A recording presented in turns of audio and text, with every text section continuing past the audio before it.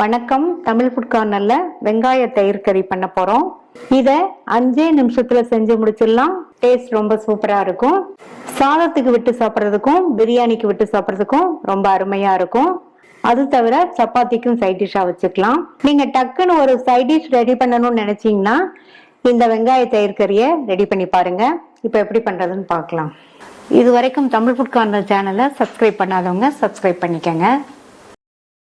ஸ்டவ்ல ஒரு பேன் போட்டிருக்கேன். இதுல 2 டீஸ்பூன் எண்ணெய் சூடாயிடுச்சு. இதுல அரை டீஸ்பூன் சீரகம் சேர்த்துட்டு கூடவே ஒரு பிரிஞ்சி இலையும் சேர்த்துக்கலாம். ரெண்டுமே எண்ணெயில நல்லா பொரிஞ்சிருச்சு. 3 மீடியம் சைஸ் வெங்காயத்தை நீல வாக்குல கட் பண்ணி சேர்க்கிறேன். கூடவே 2ல இருந்து 3 பச்சை மிளகாவை உங்களுடைய காரத்துக்கு தகுந்தபடி சேர்த்துக்கோங்க. இப்ப ரெண்டுமே நல்லா வதங்கணும். வெங்காயம் நல்ல கலர் மாதிரி வதங்கணும். அது வரைக்கும் வதக்கிக்கலாம். நீங்க பக்கத்திலேயே இருந்து இந்த மாதிரி வதக்கிட்டீங்கன்னா எல்லா வெங்காயமுமே நல்லா ஒண்ணு போல வதங்கும். இந்த கறிக்கு வெங்காயம் கொஞ்சம் கலர் மாதிரி வதங்கணும். அப்பதான் நல்லா இருக்கும். இப்ப பாத்தீங்கன்னா வெங்காயம் வதங்கி லைட் ப்ரௌனா வந்திருக்கு. இந்த அளவுக்கு வதக்கிட்டு ஸ்டவ்வோட தீயை நல்லா குறைச்சி வச்சுக்கோங்க. இதுல 1 டீஸ்பூன் தனி மிளகாத்தூளும் 1 டீஸ்பூன் கொத்தமல்லி தூளும் சேர்த்துட்டு சிம்லையே 2 நிமிஷத்துக்கு வதக்கிக்கலாம்.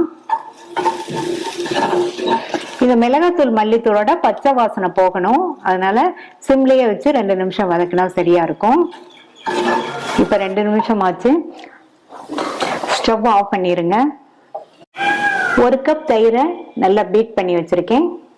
அதை சேர்த்துட்டு இது கூட இந்த கறிக்கு தேவையான அளவு உப்பு நல்லா கலந்து விட்டுருங்க.